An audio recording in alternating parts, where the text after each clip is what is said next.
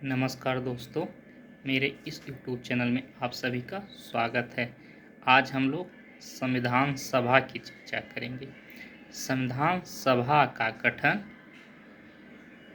Cabinet mission योजना के तहत हुआ था। हम सभी लोग चर्चा कर चुके हैं कि कैबिनेट मिशन आया था, उसके मुख्य दो कार्य थे। एक संविधान सभा का निर्माण करना और दूसरा अंतरिम सरकार का गठन करना। तो संविधान जो कैबिनेट मिशन है ये 24 मार्च 1946 को भारत आया। इसने संविधान सभा के निर्माण की योजना को 16 मई 1946 को प्रस्तुत किया। इसी योजना के तहत जुलाई अगस्त 1946 में संविधान सभा का चुनाव होता है। इसमें सदस्यों को लेकर कि यह आधार बनाया गया कि 10 लाख की जनसंख्या में एक सदस्य का चुनाव किया जाएगा। तो तत्कालीन 39-40 करोड़ की जनसंख्या को आधार बनाते हुए 389 सदस्यों का चयन करने का निश्चय किया गया। और इस चयन में को पहले इस आधार पर बांटा गया कि हिंदू के बजाय मुस्लिम और सिख और सामान्य 3 श्रेणियों में बांटा गया। इन 3 श्रेणियों में बांटने के बाद इन 3 श्रेणियों को बांटा कैसे किया? जो सामान्य और सिख और मुस्लिम जिसकी जितनी जनसंख्या था उसी अनुपात में बांट दिया गया और 389 सदस्य उसकी जनसंख्या के अनुपात बांट दिया गया था। जैसे किसी प्रांत और इस चीज़ को 389 जो है इसको 2 जगहों से चयन करना था, 2 जगहों से सदस्यों का होना था। एक सदस्य कौन थे? ब्रिटिश भारत और एक देसी भारत। ब्रिटिश भारत का अभिप्राय था कि जहाँ ब्रिटिश लोग सीधे शासन करते थे और देसी भारत वो था जहाँ राजा महाराजा ब्रिटिश और जनता के बीच राजा महाराजा आते थे। तो जो ब्रिटिश भारत था उसमें से 296 सदस्यों का चयन करना था और ब्रिटिश भारत को भी 2 भागों में बांटा गया था। वो जो सीधे ब्रिटिश प्रांत थे और एक कमिश्नरी जो तत्कालीन 11 प्रांत थे, उस 11 प्रांतों से 292 सदस्यों का चयन करना था। और जो कमिश्नरी प्रांत थे तो उसमें तत्काल में 4 कमिश्नरी प्रांत थे। उस 4 कमिश्नरी प्रांतों से एक सदस्य का चयन करना था। जो उसमें 4 कमिश्नरी प्रांत थे उसमें आता है दिल्ली, कुर्ग, अजमेर मारवाड़ और ब्रिटिश बलूचिस्तान। और जो 73 सदस्य जो बचे 292 + 4 और जो 73 सदस्य बचे, इस 73 सदस्य का चयन देसी राजाओं अपने हिसाब से मनोनीत करना था। इसका 389 सदस्यों का चयन करना था। तब जो 296 अब क्या था? ब्रिटिश प्रांत चयन करेगी और इस ब्रिटिश प्रांत से जैसे कि अब सिख, मुस्लिम और सामान्य के आधार पर चयन करना था। जैसे आप समझ सकते हैं यदि किसी ब्रिटिश प्रांत से एक मुस्लिम का चयन करना है तो उस प्रांतीय विधानसभा में जितने मुस्लिम थे वो वोट करेंगे, सिर्फ मुस्लिम वोट करेंगे और वो मुस्लिम जिनको कहेंगे वही उस संविधान सभा का सदस्य बना। इस प्रकार जब चुनाव होने के बाद तो विभिन्न पार्टियां, जो उससे बड़ी पार्टियां कौन थी? कांग्रेस और मुस्लिम लीग, इन दोनों ने भी चुनाव लड़ा और कुछ लोग स्वतंत्र चुनाव लड़े और छोटे छोटे दल भी वो भी संविधान सभा के सदस्य के लिए चुनाव लड़े।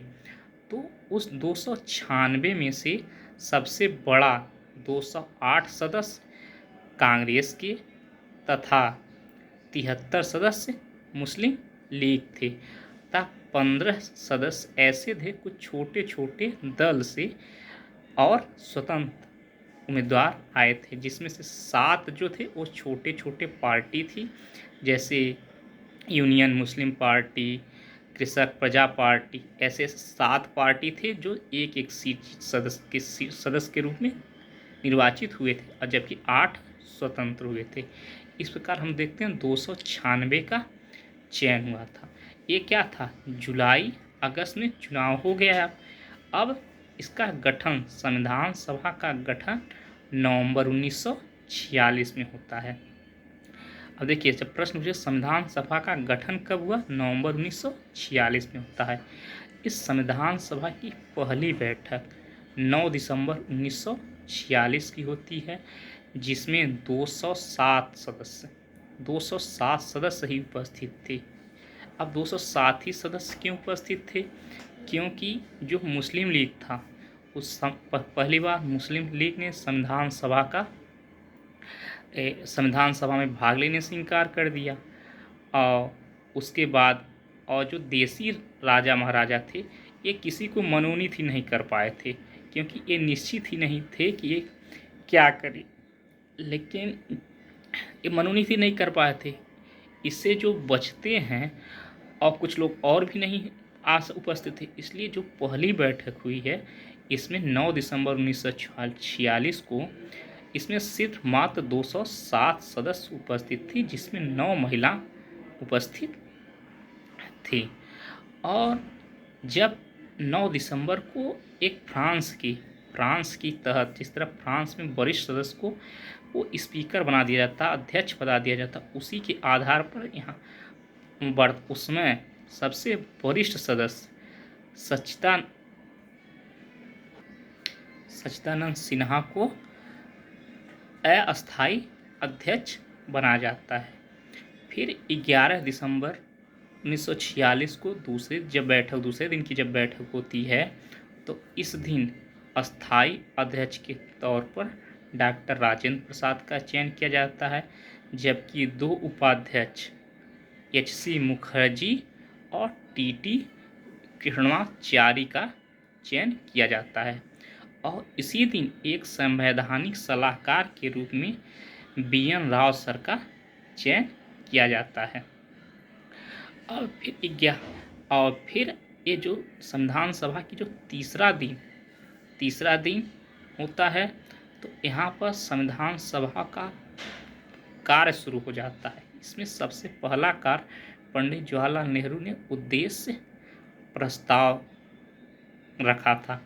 इस उद्देश्य प्रस्ताव से संविधान का संरचना और दर्शन की झलक मिलती थी, लेकिन यहाँ पर उस संविधान सभा ने स्पष्ट कहा कि इस संविधान जो उद्देश्य प्रस्ताव को पास तभी किया जाएगा जब मुस्लिम लीग आ जाएगी। इसलिए जब मुस्लिम लीग आ जाती है तो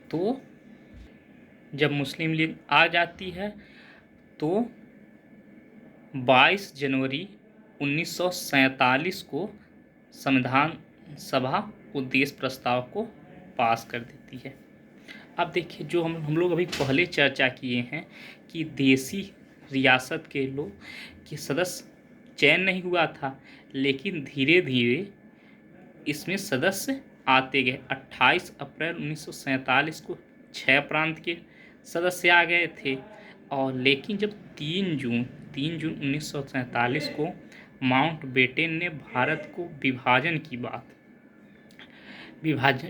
की बात कर देता है, मतलब पास कर देता है, उसके विचार को प्रस्तुत कर देते हैं, तो अधिकतर जो देसी रियासत थे वो सभी देसी रियासत इसके सदस्य बन जाते हैं।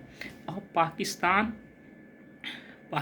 क्या है, अब जब पाकिस्तान विभाजित हो गई तो पाकिस्तान अपनी खुद की संविधान सभा बनाने की बात करती है, तो संविधान सभा फिर निकल जाती है। अब जब संविधान सभा पाकिस्तान निकल जाने के बाद 300 जो इसमें क्या है कि जो मुस्लिम लीग पहले बहिष्कार कर देती है, जब मुस्लिम लीग बहिष्कार करती है तो 324 सदस्य रहते हैं, क्योंकि मुस्लिम लीग के बहिष्कार करने के बाद भी कुछ सदस्य मुस्लिम लीग के तहत चुने गए थे, वो भी आते रहते हैं। लेकिन जब पाकिस्तान की निर्माण की मांग पूर्णतः आ जाती है तो उसमें क्या है, तो अब सिर्फ 200 जब 31 अक्टूबर 1947 को पुनर्गठन होता है। जब पुनर्गठन होने के बाद 299 सदस्य ही शेष बचते हैं। इस 299 सदस्य में से 229 सदस्य जो हैं वो ब्रिटिश फ्रांस से तथा 70 सदस्य देसी रियासत से। लेकिन जब संविधान सभा अपना सब कुछ तैयार करने के बाद, जब ऐसे देखिए कि जैसे कि जब संविधान निर्माण कार्य चल रहा था, इस संविधान निर्माण करने के लिए उस समय कितना लगा था, 2 वर्ष 11 माह 18 दिन। जो संविधान सभा की जब इसकी बैठक होती है कि 26 नवंबर 1949 को, तब इस पर क्या है, इसी संविधान सभा पर हस्ताक्षर लिए गए। इस हस्ताक्षर जब हुआ तो वहाँ पर सिर्फ 284 सदस्यों ने ही हस्ताक्षर किए। इस प्रकार देखते हैं कि सबसे पहले कि जब संविधान सभा का गठन हुआ तो उसमें कुल 389 सदस्य थे। जब मुस्लिम लीग ने बहिष्कार किया तो 324 सदस्य थे। जब पाकिस्तान अलग हो गया 299 सदस्य थे। और जब संविधान पर हस्ताक्षर हो रहा था 284 सदस्य थे। अब संविधान सभा जब का मुख्य कार्य क्या किया उसने, संविधान सभा मुख्यतः 2 कार्य करती थी। 2 कार्य क्या करती थी, एक संविधान सभा का, एक संसद का। संसद का क्या, जब हमारा स्वतंत्रता अधिनियम प्राप्त हो गया, जब स्वतंत्रता अधिनियम 1947 का पास हो जाता है, पास होने के बाद जो भारत हो उसको क्या डोमिनियन स्टेट का दर्जा मिल जाता है। तब डोमिनियन स्टेट के दर्जा के रूप में जब मिलता है तो पहली जो ये संविधान सभा ही ये संसद के रूप में कार्य करती है। तो पहली बार 17 नवंबर 1947 को यह संविधान सभा एक संसद के रूप में कार्य की।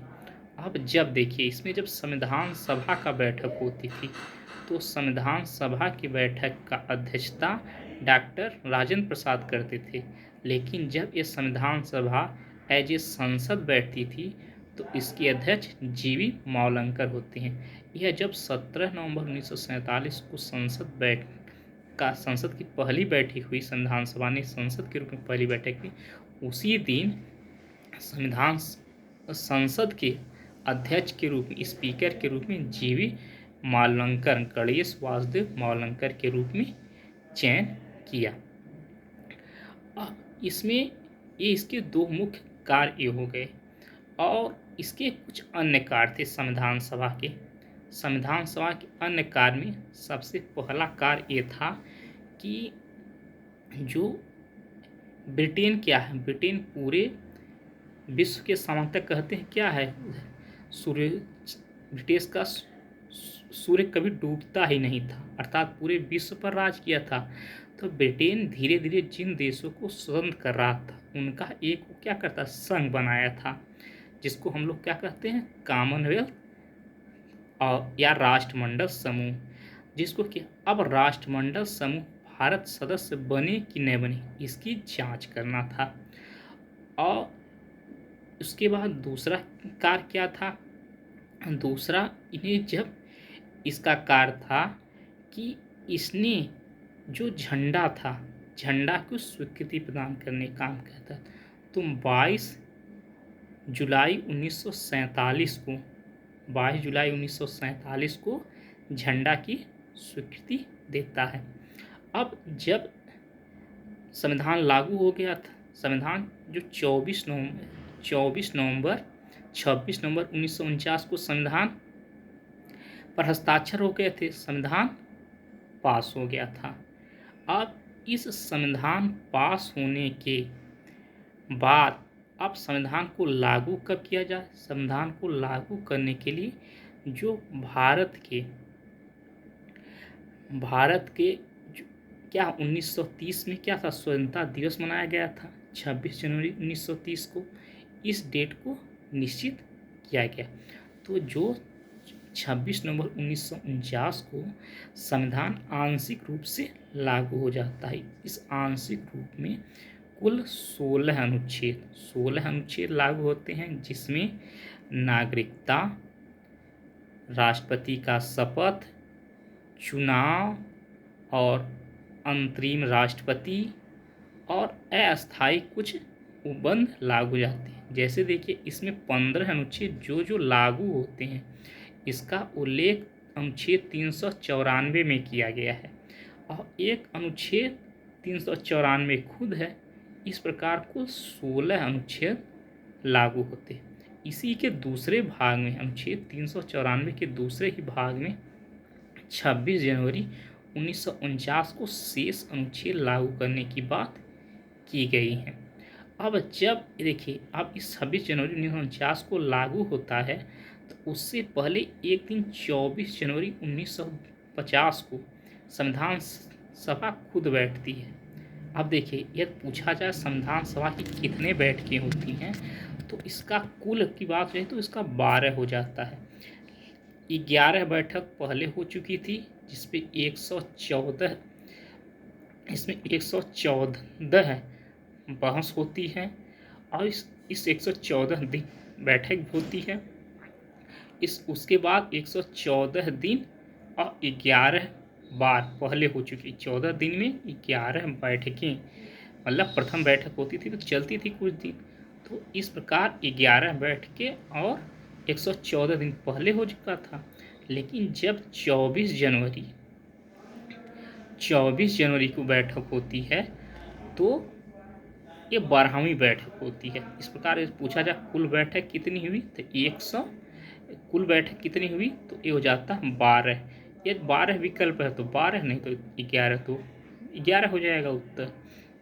तो इसमें 3 और काम किए जाते हैं। 24 जनवरी 1950 को 3 बड़े काम, ऐसे याद करिए। 24 जनवरी 1950 को 3 बड़े काम, राष्ट्रपति, राष्ट्रगीत, राष्ट्रगान।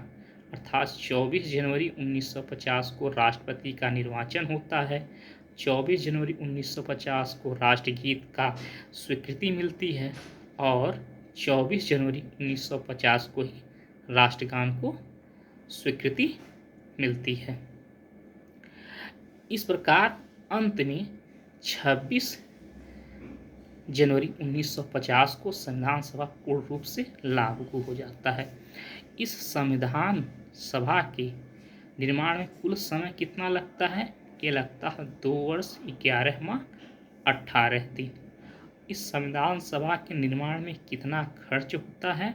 ये 64 लाख रुपए।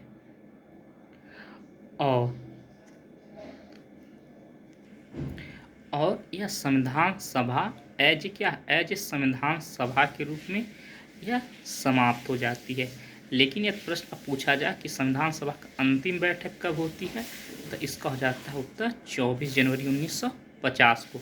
अब जब 26 जनवरी 1950 को संविधान सभा एज ए समाप्त हो जाती है, लेकिन संविधान सभा एज ए संसद के रूप में यह 17 अप्रैल 1952 के रूप में कार्य करती है और जब तक नई संसद नहीं बन जाती तो 17 अप्रैल 1952 तक कार्य करती है और 17 अप्रैल 1952 तक एज ए संसद के रूप में कार्य करती है। हम सभी लोग जानते हैं जो प्रथम संशोधन हुआ था वह 1951 में हुआ था। इस प्रकार हम देखते हैं प्रथम संविधान संशोधन किसने किया था? संविधान सभा एज ए संसद रूप में करके हुए की थी। धन्यवाद मित्रों।